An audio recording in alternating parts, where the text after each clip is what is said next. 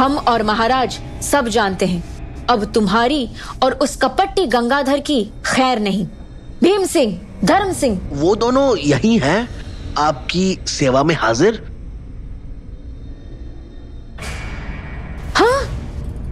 गंगाधर ने महामंत्री का खून कर पूरे महल को बंदी बना लिया था। महाराज और रत्ना अब गंगाधर के कब्जे में थे। आपको क्या लगा था हम इतनी आसानी से हार मान लेंगे और आपका विवाह इस सदाशिव से होने देंगे? आप राजकुमारी एक ऐसी दिव्य शक्ति की मालकिन हैं जिस पर सिर्फ हमारा हक है, और आज आपसे विवाह कर हम हमेशा के लिए आपको अपना बना लेंगे। तुम ये ठीक नहीं कर रहे गंगाधर। आपने हमारे पिता के साथ जो अन्याय किया था, आज आपको उसका दंड मिलेगा महाराज। आज इस विवाह को कोई नहीं टाल सकता। मैं मर ही क्यों ना जाऊं, मैं कभी तुम्हारे साथ विवाह नहीं करूंगी। पिताजी, अगर आप महाराज को जीवित रखना चाहती हैं, तो मेरा कहा मानिए और विवाह के लिए राजी हो जाइए। हमें अपने जान की कोई परवाह नहीं है। राजकुमारी, आप हमारे लिए त्याग मत कीजिए। फैसला आपका है राजकुमारी। गंगाधर बड़ी ही बेदर्दी से महाराज का गला रेते जा रहा था। रत्ना के पास और कोई विकल्प नहीं बचा। रुक जाओ, मैं इस विवाह के लिए तैयार हूँ। हमें क्षमा कीजिए शूरवीर, हम लाचार हैं। बस कुछ देर और, फिर हम रत्ना की असीमित शक्तियों के मालिक बन जाएंगे। लेकिन तभी सदाशिव के शरीर में कुछ हलचल हुई। सदाशिव सभी बंधन को तोड़कर खड़े हो गए थे। सदाशिव! गंगाधर के साथियों ने उस पर हमला कर दिया।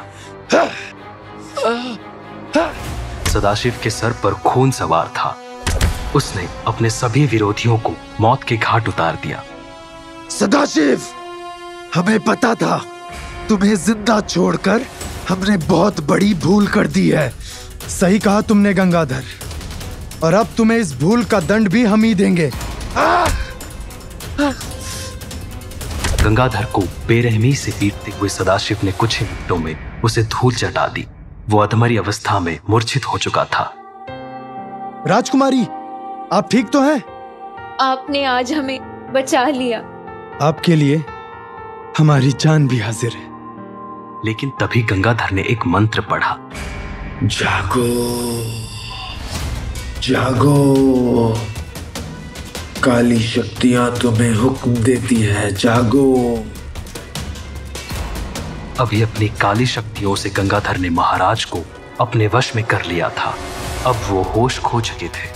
सदाशिव की हत्या कर दो, हमारे आदेश का पालन करो।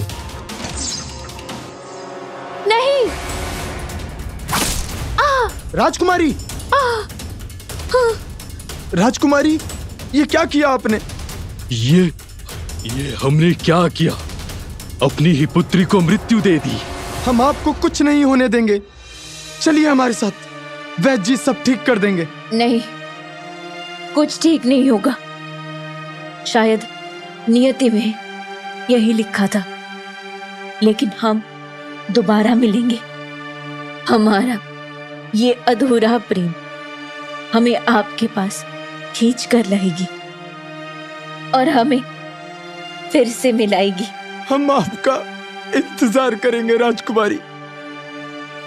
रत्ना के प्राण जा रहे थे। सदाशिव ने उसे सीने से लगाए रखा और जल्द ही उसने इस संसार से विदा ले लिया। सदाशिव महाराज और रत्ना का मृत शरीर लेकर जा रहे थे कि तभी